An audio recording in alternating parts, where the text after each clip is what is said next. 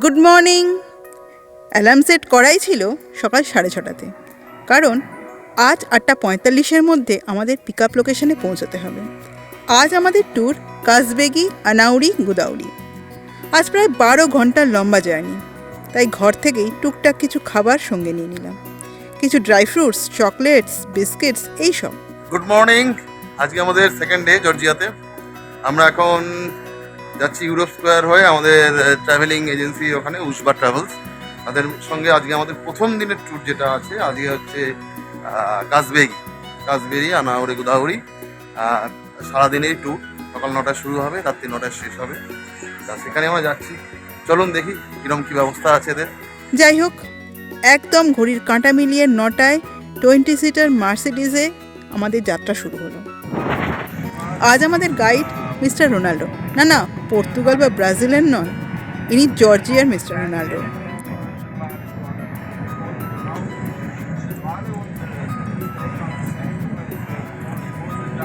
ঘণ্টা কয়েক চলার পর প্রায় সকাল 11:30 নাগাদ বাস থামলো জিনা ভ্যালি ওয়াটার রিজার্ভারে। আমরা এই মুহূর্তে জিনা ভ্যালি রিজার্ভারে দাঁড়িয়ে আছি। এটা টিবলিসি থেকে প্রায় 20 কিলোমিটার দূরে। এখন এখান থেকে আমরা যাব এরপরে কাজবেগি অবধি, প্রায় 34 কিলোমিটার টোটাল দূর। এইখানে খানিকক্ষণ দাঁড়ালাম, চা জল খাওয়ার খানিকটা খেয়ে তারপরে বাকিটা এবার আমরা যাব। ওটা চত্বর জুড়ে প্রচুর দোকান, সুভেনিয়ার থেকে শুরু করে জামা কাপড়, খাবার কি নেই। সব থেকে মজা লাগলো, এক জর্জিয়ান লেডি কাশ্মীরি শাল চেনাচ্ছেন আরেক ভারতীয়কে। দুঃখের বিষয়, ঠিক এই সময় ভিডিওটাই করতে পারলাম না।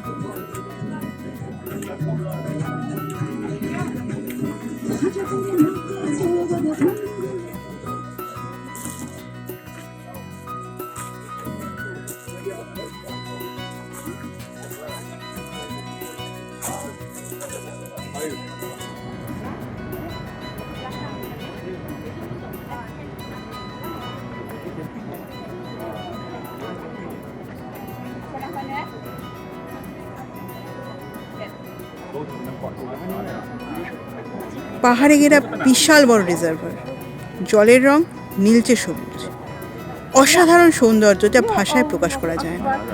দেখে মনে হবে কোনো বিশাল একটা লেক।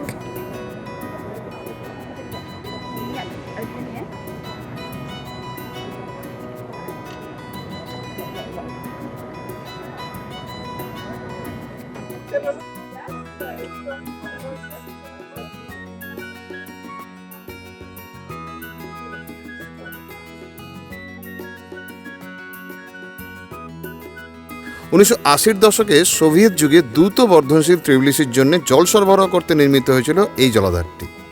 11.5 বর্গ কিলোমিটার এলাকা জুড়ে বিস্তৃত এবং এর সর্বোচ্চ গভীরতা হচ্ছে 75 মিটার। এটা টিবলিসির একটি অপরিহার্য জল সরবরাহ ব্যবস্থা এবং জলবিদ্যুৎ কেন্দ্রও বটে। শহরের প্রায় অর্ধেক জনসংখ্যার চাহিদা পূরণ করে এই জলাধারটি। কিন্তু এই জলাধারটি নীল সবুজ জল এবং পাহাড়ের মাঝের এই বিস্তীর্ণ স্থান শুধুমাত্র পর্যটক নয়, এখানকার সাধারণ মানুষও মাঝে মাঝে এখানে পিকনিক করতেও আসে বা এমনিই ঘুরতে আসে।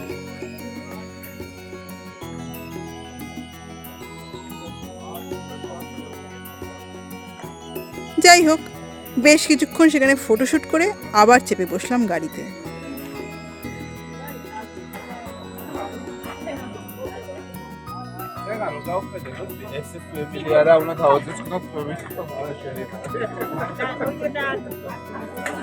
বলো, কিছু বলো, তোমার কেমন লাগছে ট্যুরটা ঘুরতে?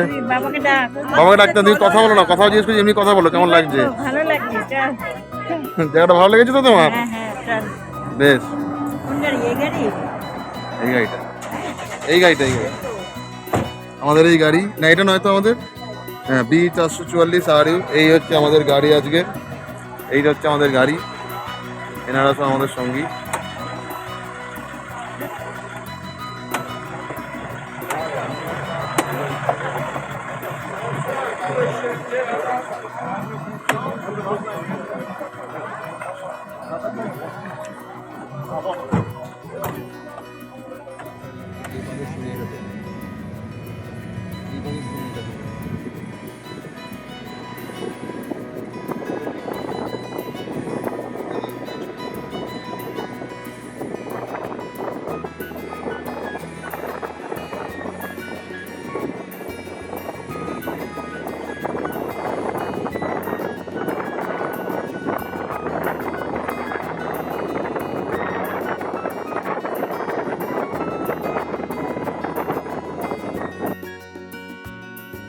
পরের গন্তব্য আনাউরি মেডিভাল ফোর্ট্রেস। এটা একটা প্রাচীন ক্যাসল, আনুমানিক 13 শতকের, যা ধ্বংস হয়ে বর্তমানে দুটি আলাদা চার্চ রূপে দাঁড়িয়ে আছে। এটি একটি ইউনেস্কো হেরিটেজও বটে। এখানকার প্রাকৃতিক সৌন্দর্য অসাধারণ। এই গোটা আনাউরি কমপ্লেক্স আসলে মিলিটারিদের দ্বারা সংরক্ষিত।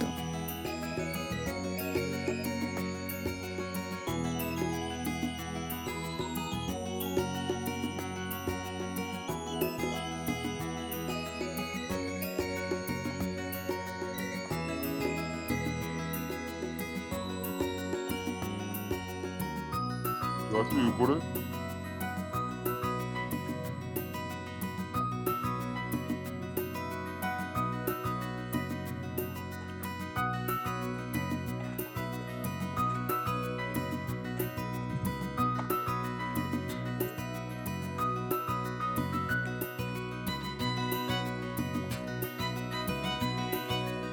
এই দুর্গ প্রাচীরটি একটি খাঁজকাটা প্রাচীর দ্বারা সংযুক্ত দুটি দুর্গ নিয়ে গঠিত। এই চত্বরের ভিতরে অন্যান্য ভবনের মধ্যে দুটি গির্জা একসাথে রয়েছে। পুরনো ভার্জিন গির্জাটি একটি উঁচু বর্গাকার মিনারের পাশে অবস্থিত এবং এখানে আরাকভির কয়েকজন ডিউকের সমাধিও রয়েছে। এটা সপ্তদশ শতাব্দীর প্রথমার্ধে ইট দিয়ে নির্মিত হয়েছিল। এর ভেতরের অংশ এখন আর সজ্জিত নয়।